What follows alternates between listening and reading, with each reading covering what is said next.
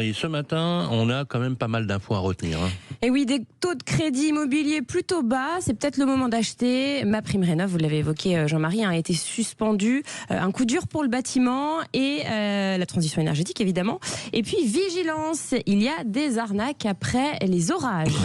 On va commencer quand même par une bonne nouvelle, ça sera le bon moment, plutôt le très bon moment pour emprunter. Oui, c'est un signal fort, l'appel de François Villeroy de Gallo. Alors c'est le gouverneur de la Banque de France. Il a dit c'est le bon moment pour emprunter. Bon, je sais pas bien limité. Il l'a martelé chez nos confrères de France 2. Les taux de crédit immobilier ont dégringolé. C'est maintenant qu'il faut saisir sa chance.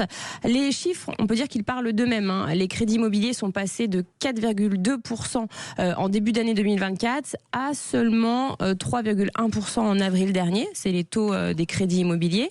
Donc c'est une chute spectaculaire qui s'explique par la politique de la Banque Centrale Européenne qui vient encore cette semaine de baisser ses taux directeurs. Et Jean-Marie, vous le savez, c'est elle qui donne le tempo. Oui, exactement. Donc les courtiers le confirment, cette tendance avec des taux négociés autour de 3% en gros sur 15 ans. Vous pouvez négocier ça, Jean-Marie, si vous allez voir votre courtier. 3,15, 3,20 sur 20 ans. Et pour un prêt sur 25 ans, ce qu'on aime, c'est autour de 3,30. Voilà, 3,30, 3,40. Mais attention, le gouverneur de la Banque de France nous prévient, il y aura forcément un moment où ça va s'arrêter de baisser et selon lui, on ne retrouvera jamais les taux exceptionnels, vous savez qu'on a connus il y a 4 ans, autour de 1%, 1,5%. D'ailleurs, je tiens quand même à préciser que l'Observatoire Crédit Logement vient de nous indiquer que certains taux dans certaines banques commencent tout doucement à remonter. Ouais, en gros, dépêchez-vous. Voilà, exactement. Alors, on va parler maintenant du coup de tonnerre de cette semaine. On en a parlé d'ailleurs tous les jours, même sur Sud Radio dans cette semaine.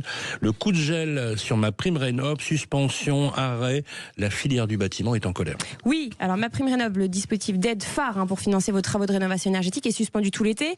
Un gel temporaire pour lutter donc contre la fraude selon Bercy et puis pour désengorger les services parce que ça cartonne. On en parlera dans quelques instants plus en détail avec Laurent Permas et Grégoire. En tout cas, moi ce que je voulais vous dire, c'est que le secteur a réagi vivement. Cette décision a provoqué un tollé. La CAPEB, vous savez, celle qui défend les artisans et les petites votre entreprises couvreur, du votre bâtiment. menuisier, Voilà. votre charpentier. Exactement, dénonce un choc dévastateur pour l'artisanat du bâtiment. 14 000 entreprises selon la CAPEB ont déjà mis la clé sous la porte en 2024 et 27 000 emplois ont été supprimés. Il y a aussi Olivier Saleron de la FFB, la Fédération Française du Bâtiment, qui a dit qu'il y allait avoir des manifestations, que les grues allaient bloquer le pays. Bon, on attend de voir, mais en tout cas, il n'était pas content non plus. En revanche, il y a certaines entreprises, j'ai quand même regardé, il y a des réactions qui sont plus mesurées. Il y a une entreprise, par exemple, qui salue une pause pour assainir le marché en luttant contre les éco-délinquants. Oui, c'est intéressant en tout cas. Vous le comprenez cette grogne ou pas ? Alors moi je la comprends d'autant que le problème c'est l'allocation. Vous savez, l'État fixe un budget. Oui. Ce budget il est consommé ou pas.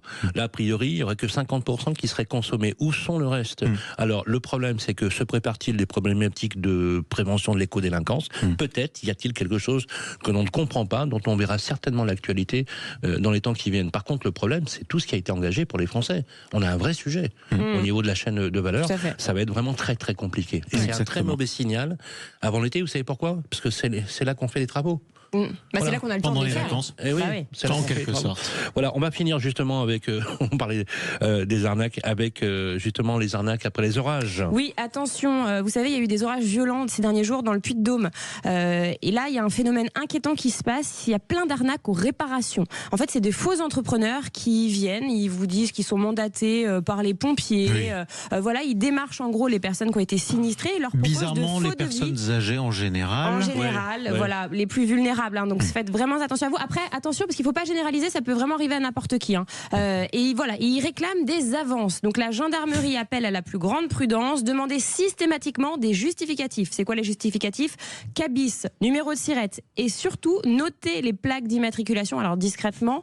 Et méfiez-vous si l'interlocuteur vous pousse à signer rapidement. Quand vous demande de l'argent rapidement, c'est qu'il y a un plus sujet. c'est pressant, plus il y a de chances qu'il y ait un loup. Merci Exactement. beaucoup Bérénice de Villefloriot.